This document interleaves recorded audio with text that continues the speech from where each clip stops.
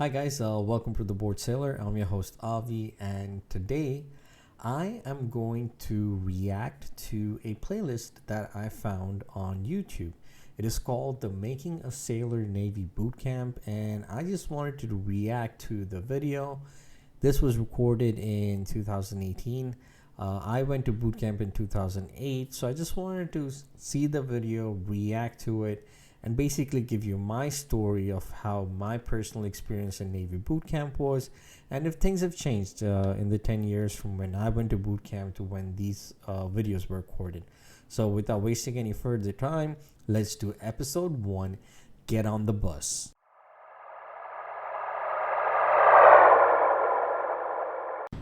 All right. All the way in the back.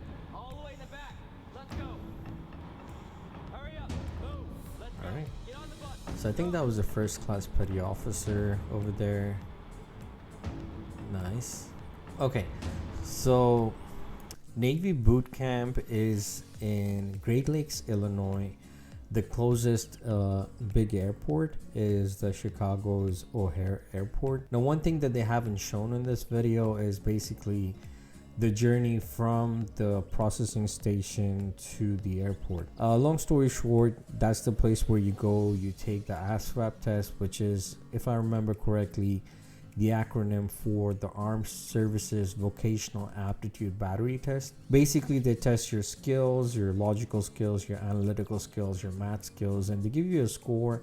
And based on your score and whether you're a citizen or a green card, you're basically given your rating, or basically the profession that you will be pursuing after you finish boot camp. You're sent to A school, which is like the vocational school, for the rating that you have, and from there you're assigned your command, your ship. So I took the test, the initial test, somewhere around January. My boot camp wasn't until June of 2008. So basically, once you take the test and once you make a commitment to join the military, you get put sometimes in a program which is called the Delayed Entry Program.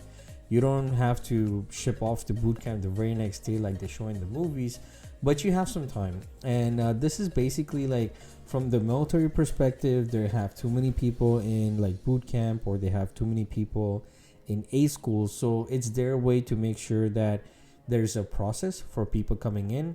And also at the same time, it is also an opportunity for you to reconsider if you really want to go ahead and do this. Now, point to note, if you do choose to back out of going into boot camp during your delayed entry program, the DEP program, the recruiters who basically recruited you are gonna try a heart and soul to make sure that you commit, because your basically participation in boot camp counts towards the numbers, towards the quota. So if you are actually not going and you decommit yourself, it goes against their quota.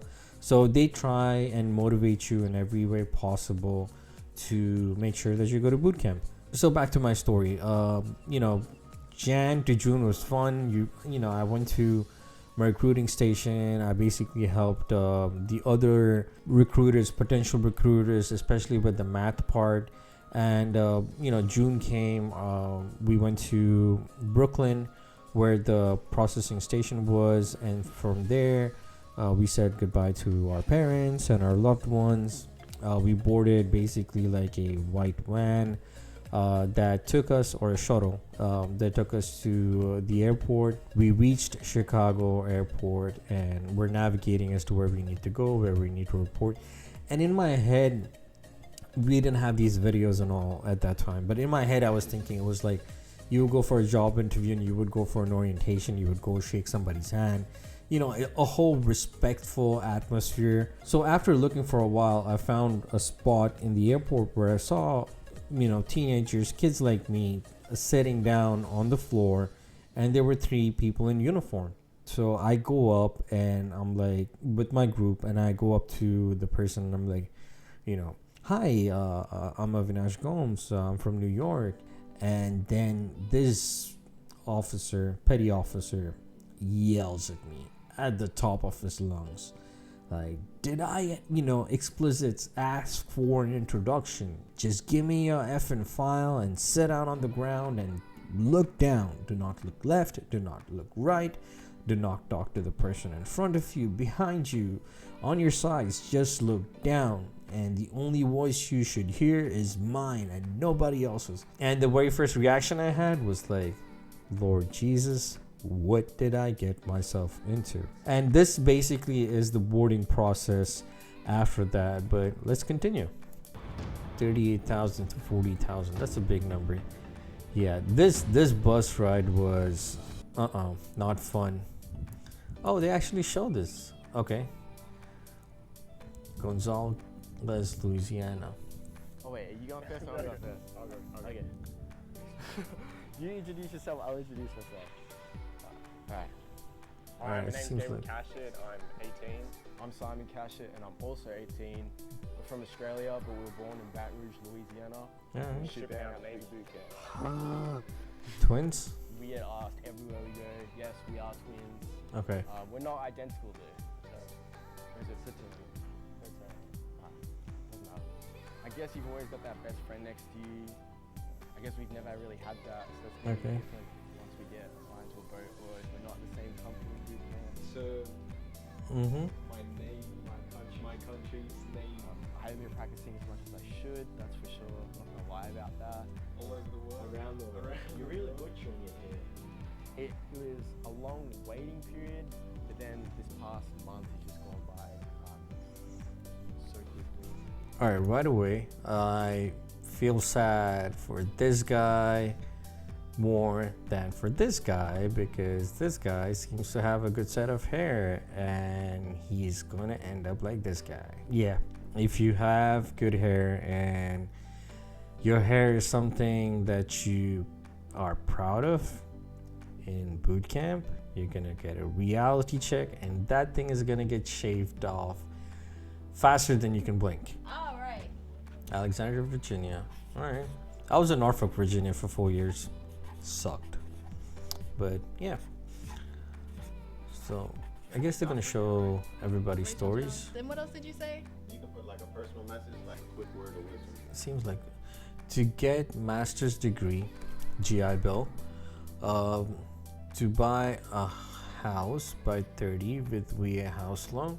Yes, really good interest rates. But going back, master's degree with the GI Bill, for those of you who don't know, they basically pay for 36 months of education. So if she has credits at this point and she can use that towards getting a bachelor's degree, that takes some months off the 36 months. But yeah, they pay for 36 months of education. Yep. Let's go. Get on the bus. This aisle will stay clear so I can walk up and down the aisle. There will be no sleeping. There will be no talking. We'll ride this bus in complete silence. Is that understood? Yes, Is that understood? Yes, petty officer. Yeah, so by the time you reach boot camp, Great Lakes, it's pretty much night. They usually try and schedule everyone around the afternoon time so that by the time everybody comes in, you load the bus and then you go. It's night. But yeah, man, it was like, what am I getting into? Because again, in my head, it was like I'm going to summer camp. We're all gonna hold hands, sing Kumbaya, and it's gonna be fun. You know, especially for me because I did not know how to swim. And yes, I decided to join the Navy and not know how to swim. But basically, my hopes were that the Navy is going to teach me how to swim, which it did. Yeah, that made my life a little harder. But yeah, I didn't know how to swim. I was overweight. I was pretty much close to 200 pounds.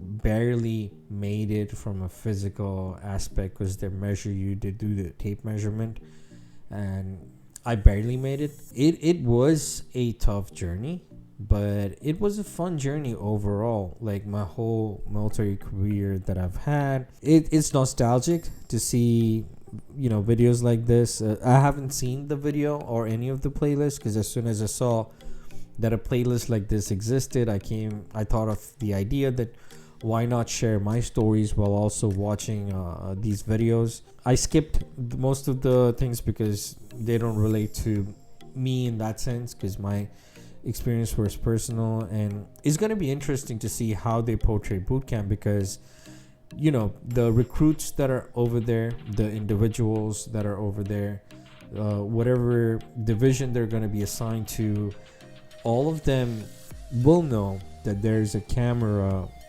you know, following them. So it's going to be interesting to see what is shown, what is not shown, because I am sure that whenever, you know, something is about to happen that they don't want people on YouTube to see, they basically turn off the cameras, especially if they're giving intensive training, a sort of punishment to the recruits for not following commands or directives. So that's going to be interesting to see.